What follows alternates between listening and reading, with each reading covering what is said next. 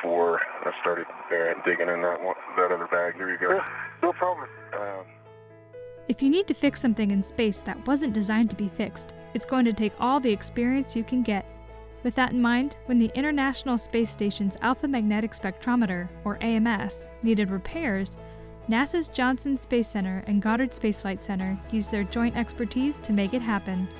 At Goddard, that expertise resides in NASA's Exploration and In-Space Services Division, or NEXUS, which evolved from the office that was responsible for the Hubble Space Telescope servicing missions.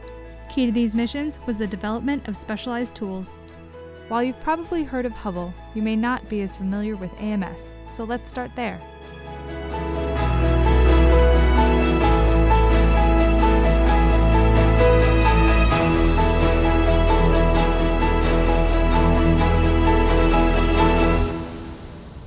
Designed for a 3-year mission of sifting through cosmic ray particles, AMS has been looking for signs of dark matter from its position on station since 2011. Hundreds of researchers have used the data collected to investigate the source of the mysterious substance to help us better understand the origins of the universe. To continue this important data collection, AMS needed an upgrade due to general wear and tear from the harsh environment of space, specifically a new cooling system. A repair could extend its life beyond what was originally planned. Sounds easy enough, right? In fact, due to the instrument's complexity and the fact that it was not designed to be repaired, even gaining access to the system to replace it was difficult.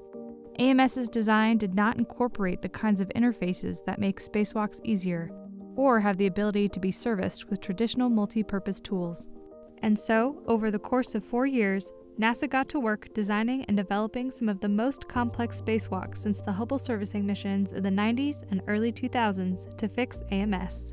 The AMS tools themselves were unique. They were built specifically for this task, a task that was never intended to be performed on a spacewalk. And so that required a lot of thinking about how we were going to get inside so that we could access the tubes that we needed to cut into and then install the new thermal control system, but also how to put handling aids on it so that we had a place to attach our tethers, to attach our foot restraints, to have handholds, have a place to attach equipment that we needed out there.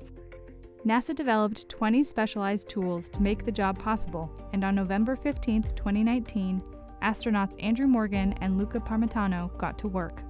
On this first spacewalk, astronauts needed to get access. By design, 5 of the tools could be seen floating off into space, attached to the debris shield that was removed to give the astronauts access to the heart of AMS.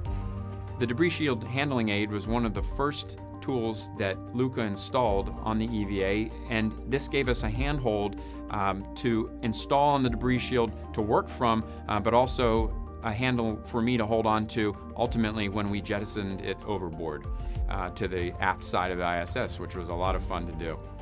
The astronauts continued with 3 more spacewalks over the next 2 months, using all of the specially designed tools. One such tool was the tube cutting guide, which was a direct result of multiple practice sessions at Johnson Space Center facilities like the Neutral Buoyancy Lab. While practicing, astronauts communicated the need for a way to identify and verify the correct tubes to cut, since they all look the same to the astronauts' eyes within the spacesuit. After we had removed the debris shield and the VSB cover, now we have the tubes exposed, and we actually had to cut into those tubes in order to pull out the correct ones to connect with the new thermal control system, the new pump. In order to do that, we had to be very sure of the tubes that we were cutting. These ingenious tube cutting guides installed over the top of the tubes and made sure that we knew and we were communicating correctly with the ground team to make sure that we were cutting the correct tube at the right time.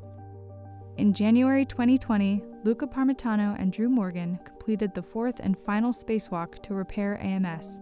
Because of their work and the ingenuity of tool designers and engineers, the instrument is now back in commission and able to continue to collect data about the origins of our universe for years to come. People from Goddard and JC spent a lot of time developing these tools with their knowledge and the support of astronauts like Chris Cassidy. And we are very thankful that we were privileged to use those tools and to put them to very successful use. Thank you very much.